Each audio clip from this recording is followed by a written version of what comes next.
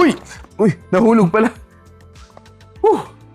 Ito ang Nubia V70 Max. O nga pala, meron pala siya drop resistance of up to 1.5 meters. So, okay lang pala mahulog to. Walang problema. And it also has the IP54 na rating. Ano nga meron dito sa V70 Max ni Nubia? This is being powered by the Unisoc na T606, 50MP na camera, 6,000 mAh ang kanyang battery, which is pretty huge, and ang daming colors na pwede pagpilian. More details after this quick intro.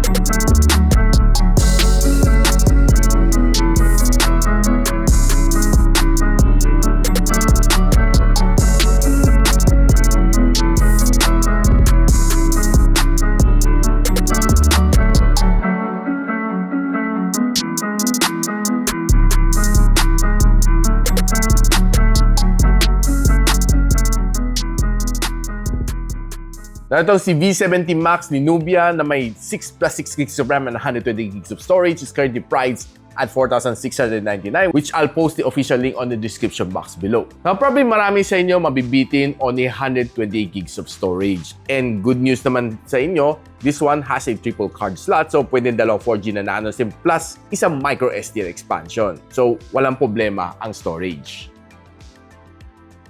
One thing that I like dito sa kanyang design is that, okay, maganda ang kanyang likod. It looks quite premium. And imagine mo, meron ka itsura nito, halos hindi nagkakalayo sa mga medyo mid-ranger ni Realme, which is the mga Realme 13, Realme 13 Pro. Ganito halos din ang itsura niya, no? Plus, meron siyang design dito sa gilid, makes it a little bit more elegant. Ang likod niya is matte finish, so okay, walang fingerprint. And pag nailawang konti, may kunting nag-iiba kunti ang kanyang pattern. Kunti. Sa ilalim na dyan pa rin kanyang audio jack, which is definitely good para sa mga audio lovers, and color red ang kanyang power button. One thing not to like is, ito, teardrop notch pa rin. 2025 na tayo, guys. And of course, medyo makapal ang kanyang bezel until ang kanyang baba. But overall, yung kanyang feel sa aking kamay, not bad.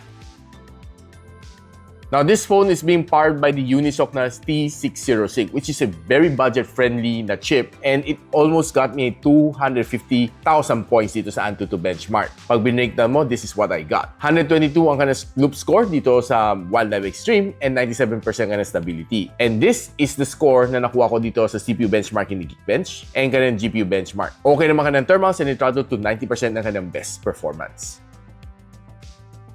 Now, usapang battery, this one has a big, huge battery, 6,000 mAh, no? And definitely, it's going to last you a whole day without even charging. Kung medyo matipid ka gumamit, probably it might even last you for 2 whole days. Based on my testing, kaya naman na mag-hold up ng 2 days.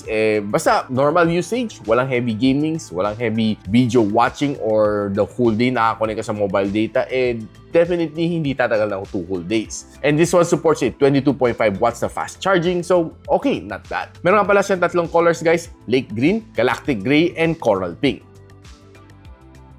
Pag tinignan mo nung kanyang screen, it has a big display, 6.9-inch na IPS LCD na may 120Hz na screen refresh rate. This one can only display up to 720p. And if you're browsing through your favorite socials dito, sa TikTok, sa Facebook, and on the other sites, walang problema naman dito. Smooth naman mag-i-experience mo dito as long as maganda naman yung internet connection, no problem. Now, if you're watching naman videos dito, YouTube, expect to give you a good, decent experience naman.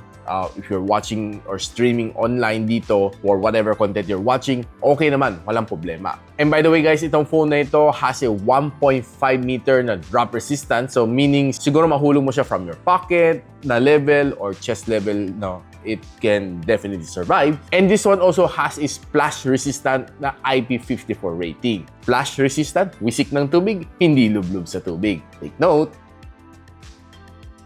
Now guys, itong phone na ito only has one loud firing speaker dito sa ilalim. Gusto ko lang i-try para masabi ko sa inyo kung gaano kalakas nga bang ng speaker kahit iisa lang.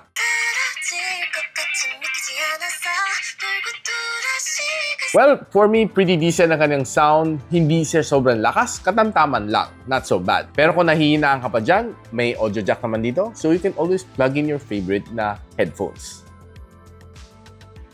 Now, tinry ko naman maglaro ng dalawang game dito. I played Call of Duty Mobile and Honor of Kings. Pagdating sa Call of Duty Mobile, medium graphical settings kaya mo i-set dito. Okay naman siya. Ang gameplay is not so bad. And the sound is just okay. Average lang naman siya. Probably the only thing na mamimiss mo dito is yung sound coming from the left side or from the right side. Depende no, kung saan mo hinarap. So, that's probably one of the only complaints ko dito sa phone na ito. Kasi wala siyang stereo speaker. So, you'll be forced to use TWS or your favorite headphones para mag-enjoy ka lang dito. Overall, the gameplay is not so bad. There are times na may mafe-feel ka talagang frame drops and lags along the way. And overall, I would say probably I'll give it a 7 out of 10 pagdating sa game experience. And pinakamainit na na-achieve na dito after 30 minutes of gameplay, it's 39 degrees Celsius. Pagdating naman sa Honor of Kings, maganda naman ang gameplay dito. I would say not so bad, no? Honestly. And nakapaglaro ako ng halos 30 minutes naman dito sa kanya, playing some ranked matches. And the gameplay is just average. I would say na there are some frame drops lalo na pag nagbabakbakan kayo ng maraming kalaban on a certain field,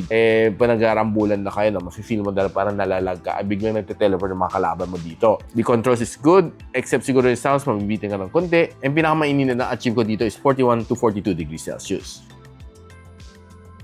Napag-usapan natin quickly ang kanyang camera. This one has a 50MP na main camera sensor and it also has a 2MP na auxiliary lens. This one can let you shoot up to 1080p and 30fps. And ang kanyang front-facing camera is 8MP which can also shoot you up to 1080p and 30fps. Now, let's quickly check out some shots na nakuha ko dito sa Nubia v70 Max. And checking out some of these shots na nakuha natin on outdoors, there's a lot of details na na-capture dito, which is definitely good para sa kanyang camera. And checking tong gumamela shot, well, honestly, there's a lot of details na na-capture dito sa kanya. And I would say na pretty not bad yung shot na yun. Equally said dito sa flower na ito, though it's a little bit more pale compared dito sa shot na ito. Siguro sa kanyang lighting lang, or I'm not quite sure kung bakit medyo mas namuti yung kanina, but nevertheless, these shots are not so bad. Even to mga orchid shot na to, pakita mo mga water droplets is still intact. And I love yung kanyang pagka-pink dito, yung kanyang pagka-render ng pink dito sa flower na ito. Now, kung pumasok ka naman sa indoor and low light, kaya naman na mag-focus on a subject and blurring all the way to the background. Equally said din dito sa photo na ito, though hindi lang ganun ka-sharp ang photo nito, it's a little bit grainy. If you're taking a shot dito sa lazy afternoon, okay naman ang shot dito sa loob ng coffee shop. And pag chinek mo itong mga bean shot na ito, okay naman siya, except na pag zoom in mo, medyo soft na siya. Na kung kinukuha mo yung menu board, this is a normal shot, and this is a 2x zoom shot. After 2x zooming, very clear pa rin mga menu. If you're trying to take a simple outdoor shot naman, it will be able to give you a good shot naman, except that pag zoom in mo sa mga puno and dahon, medyo soft siya. And checking out some landscape shot, not so bad ang kaya perform ng kanyang camera on outdoors. If you're using naman ng kanyang front-facing camera, not so bad ang kanyang shot, no. Pansin ko medyo mas namumuti ako konti, pero overall the shot is not so bad. Was able to render a good one dito, especially this one, no. Medyo okay naman ang shot, except that hindi lang masyado satisfied sa kanyang color. Pero the shot is not so bad on outdoor. Pero pagdating sa indoor, very soft na ang mga photos na mako-capture mo dito sa kanyang camera, which I think bigyan mo ng kunting lighting, it might be a little bit better. Now, if you're using the front-facing camera to take a vlog, shaky na siya, medyo hindi rin ganun kaganda ang ganang resolution on the front-facing camera. Now, if you're using the rear camera naman, it's equally shaky, I would admit, pero yung kanyang resolution is a little bit better than the front-facing camera. Siguro pang still video, okay siya.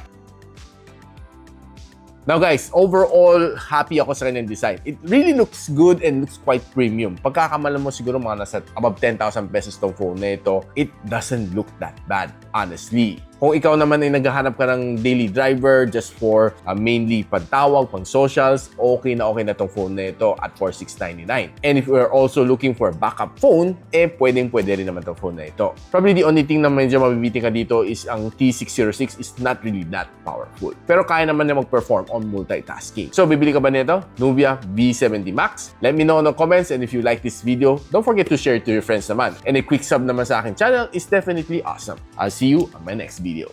And so, ako para sa Richmond, and you're watching Gadget Sidekick. What's up? Like and subscribe to my channel.